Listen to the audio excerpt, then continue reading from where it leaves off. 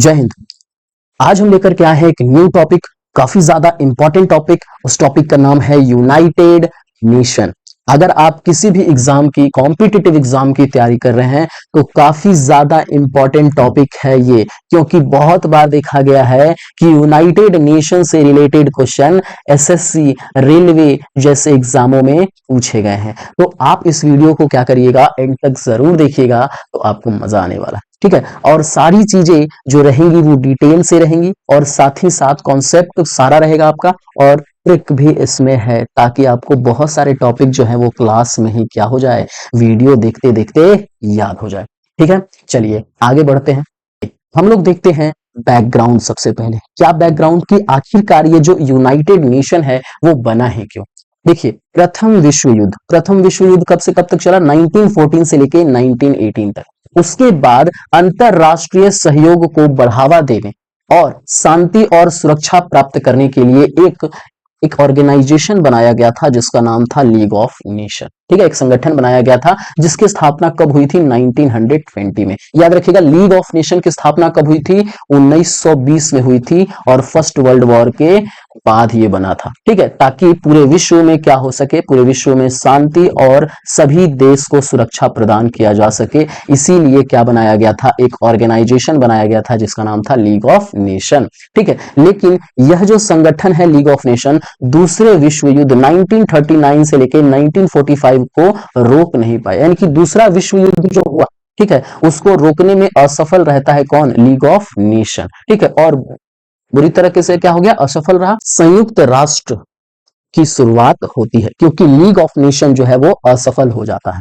तो द्वितीय विश्व युद्ध के दौरान, जब द्वितीय विश्व युद्ध चल ही रहा था, वर्ल्ड वॉर सेकेंड चल ही रहा था, तो यानी कि 1941 में अमेरिका के एक राष्ट्रपति थे जिनका नाम था फ्रैंकलिन डी रूजवेल्ट। उन्होंने कहा कि भविष्य में हम एक ऐसी संस्था बनाएंगे, एक ऐसा वर्ल्ड ऑर्गेनाइजेशन बनाएंगे जो विश्व युद्ध जैसी जो भी सिचुएशन है वो कभी उत्पन्न नहीं होने देगा। ठीक है, तो आगे चल करके यही चीजें होती है। 1945 में सैन फ्रांसिस्को यानी कि यूएसए में लगभग 50 देश, कितने देश ये भी याद रखना है, 50 देशों ने मिल करके क्या बनाया, संयुक्त राष्ट्र चार्टर पर हस्ताक्षर किए। ठीक है, और यह एक अंतरराष्ट्रीय संगठन के रूप में संयुक्त राष्ट्र की स्थापना की गई। ठीक है, समझिए 1945 में कहां पर किया गया इस यूनाइटेड नेशन का फॉर्मेशन, सैन फ्रांसिस्को में। और ये सैन फ्रांसिस्को है कहां पर, यूएसए में। कितने देश मिले थे शुरुआत में यूनाइटेड नेशन को बनाने के लिए, 50 देशों ने मिलकर के इन चार्टर पर क्या किया था, साइन किया था,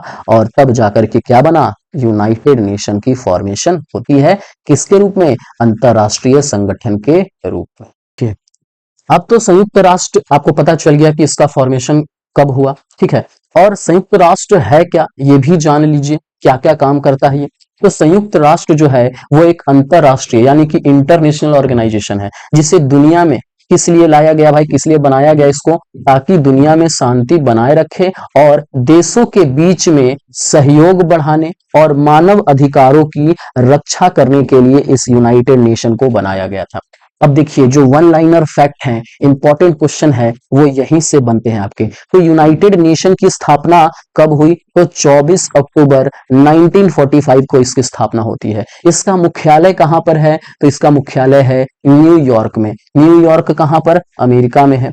स्थापना से पहले इसकी संस्था कहां थी, तो स्थापना से पहले इसके अलावा और कौन सी संस्था थी भाई, तो लीग ऑफ नेशन थी, जो कि क्या हो जाती है बउआ, जो कि बिल्कुल पूरी तरीके से अनसक्सेसफुल हो जाती है, वर्ल्ड वॉर को रोक नहीं पाती है। ठीक है, इस चार्टर पर जो हुआ था हस्ताक्षर, शुरुआत के समय में कितने देशों ने हस्ताक्षर किए थे, 50 देशों ने, और बाद में फिर एक पोलैंड नाम का जो देश है उसने भी हस्ताक्षर किया था। तो यूएन के टोटल संस्थापक सदस्य कितने हो गए थे, टोटल 51 संस्थापक सदस्य हो गए थे। ठीक है, नवीनतम सदस्य कौन सा है, यानी कि सबसे नया सदस्य कौन सा यूएन से जुड़ा है भाई, तो सबसे नया सदस्य जो यूएन से जुड़ा है उसका नाम है दक्षिण सूडान। क्या नाम है, साउथ सूडान। और ये कब जुड़ा, ये 2011 में जुड़ता है। ठीक है, संयुक्त राष्ट्र नाम दिया गया किसके द्वारा, यूनाइटेड नेशन जो ये नाम पड़ा है किसके द्वारा दिया गया? आपको बताया कि अमेरिका के एक राष्ट्रपति थे जिनका नाम था फ्रैंकलिन डी रूजवेल्ट, उन्होंने ही यूनाइटेड नेशन का क्या दिया? नाम दिया। संयुक्त राष्ट्र का मुख्यालय के लिए जमीन भी दान में दी गई थी, किसने दिया ये जमीन दान में? तो रॉक फेलर जूनियर ने, डी रॉक फेलर जूनियर ने ये यूनाइटेड नेशन का जो मुख्यालय बना है अमेरिका के अंदर, तो इसी ने क्या किया था? रॉक फेलर जूनियर साहब ने जमीन दान में दी थी। ठीक है, अभी प्रेजेंट टाइम में 2025 में टोटल कितने देश यूनाइटेड नेशन में हैं? तो टोटल 193 कंट्रीज हैं, ये आपको जानना जरूरी है। क्या इसमें भारत भी शामिल है जी? तो कहेंगे जी सर, यहाँ पर 193 कंट्री में हमारा भारत भी इस यूनाइटेड नेशन का क्या है बउआ? हिस्सा है। चलिए, यहां तक तो कोई दिक्कत आपको नहीं हुआ होगा। अब आगे बढ़ते हैं। ये जो यूनाइटेड नेशन है, यूनाइटेड नेशन की आधिकारिक यानी कि ऑफिशियल लैंग्वेज कौन कौन सी है? कौन कौन सी भाषाएं जो है वो यूनाइटेड नेशन में यूज किए जाते हैं? काफी ज्यादा इंपॉर्टेंट क्वेश्चन है। टोटल 6 आधिकारिक यानी ऑफिशियल लैंग्वेज है जो यूनाइटेड नेशन में यूज किए जाते हैं।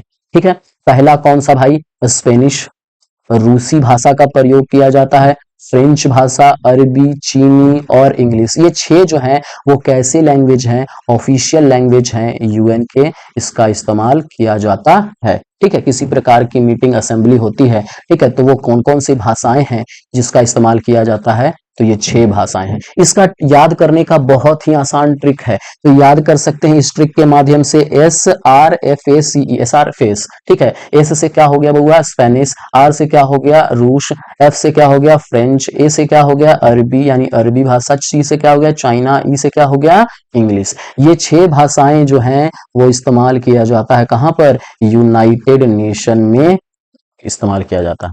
ठीक है, इनमें से भी जो अंग्रेजी भाषा है और जो फ्रेंच भाषा है वो संयुक्त राष्ट्र की कैसी भाषाएं हैं? वो कार्यकारी भाषा। अगर पूछा जाए कि वर्किंग लैंग्वेज कौन सी है यूनाइटेड नेशन की, तो वो है अंग्रेजी और फ्रेंच। ठीक है, 2 भाषाएं हैं, ये दोनों भाषाएं हैं अंग्रेजी और फ्रेंच जो कि वर्किंग लैंग्वेज है, जिनका उपयोग काम काज में किया जाता है।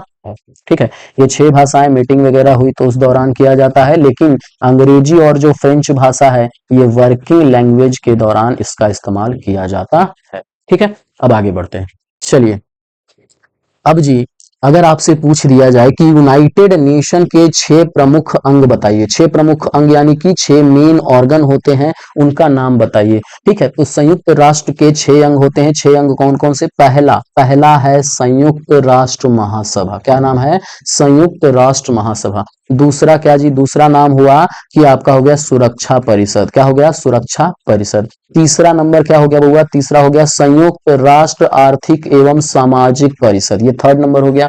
और चौथा हो गया आपका संयुक्त राष्ट्र न्याय परिषद, इसको न्याय कर लीजिएगा। ठीक है, संयुक्त राष्ट्र न्याय परिषद हो गया। 5वां क्या हो गया हमारा? 5वां हो गया अंतरराष्ट्रीय न्यायालय हो गया।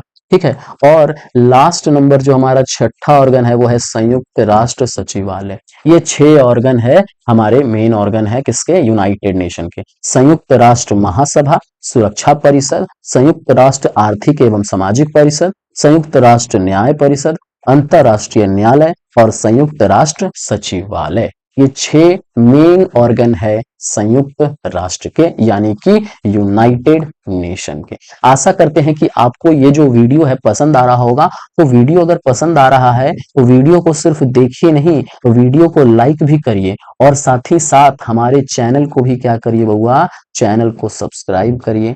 और वीडियो अगर आपको इंफॉर्मेटिव लग रहा है तो अपने दोस्तों के साथ भी शेयर करिए ताकि उनको भी नॉलेज हो सके।